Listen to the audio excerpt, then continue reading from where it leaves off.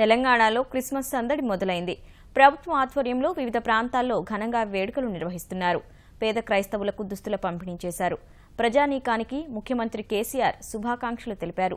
ప్రేమను పంచడానికే యేసు ప్రభువు లోకానికి వచ్చారని, ఇతరులకు మేలు చేయడం నేర్పించాడని వ్యాఖ్యానించారు. రాష్ట్ర ప్రజలు క్రైస్తవులకు ముఖ్యమంత్రి చంద్రశేఖరరావు క్రిస్మస్ శుభాకాంక్షలు తెలిపారు. ఎల్బీ స్టేడియంలో ప్రభుత్వం తరపున భారీ విందు ఇచ్చారు. కార్యక్రమంలో ప్రజాప్రతినిధులు, క్రైస్తవ సంఘాల సభ్యులు పెద్ద సంఖ్యలో పాల్గొన్నారు. బంగారు తెలంగాణ సాధనలో క్రైస్తవులంతా భాగస్వామ్యులు కావాలని సీఎం కేసీఆర్ పిలుపునిచ్చారు. నాగోల్ సమీపంలో 2 ఎకరాల భూమిలో క్రిస్టియన్ భవన్కు స్థలం కేటాయించి వచ్చే ఏడాదిలోగా భవన నిర్మాణం పూర్తి చేస్తామని తెలిపారు.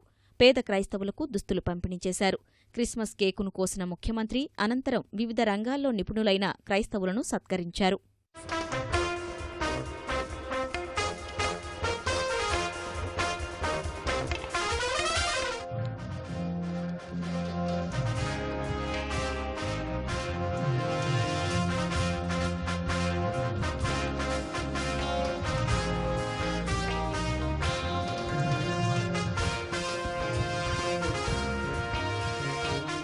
పెద్దలందరూ కూడా మనవి చేసేది, తెలంగాణ ప్రభుత్వం ఎట్టి పరిస్థితుల్లో వ్యాండలిజం టాలరేట్ చేయం, ఐరన్ హ్యాండ్తో దాన్ని అణిచివేస్తామని కూడా మీకు నేను హామీ ఇస్తా ఉన్నాను. ఎందుకంటే సర్వ మతస్థులు, సర్వ కుతస్థులు అందరూ కూడా సుఖంగా బతకాలనేదే తెలంగాణ ప్రభుత్వం యొక్క ఆశయం. సిమెట్రీస్ గురించి, బరియల్ గ్రౌండ్స్ గురించి ఉన్న బాధలు నాకు తెలుసు. పెద్దలందరినీ, బిషప్లందరినీ కూడా పిలుచుకొని చర్చ చేద్దాం. మనం తప్పకుండా మీ సమస్యలు ఏవైతే ఇన్స్టంటేనియస్ కాగలితాయో ఆ ఆర్డర్స్ అన్ని ఇప్పిస్తా, నేనే స్వయంగా పరిశీలించి ఇప్పిస్తానని మనవి చేస్తా ఉన్నా. నిజామాబాద్ కలెక్టరేట్ మైదానంలో క్రిస్మస్ వేడుకలు ప్రభుత్వం తరపున ఘనంగా నిర్వహించారు. కలెక్టర్ యోగితా రాణా, ఎమ్మెల్యే బిగాల గణేష్ గుప్తా నిరుపేదలకు దుస్తులు పంపిణీ చేశారు. టపాసులు పేల్చి ఆనందాన్ని వ్యక్తం చేశారు.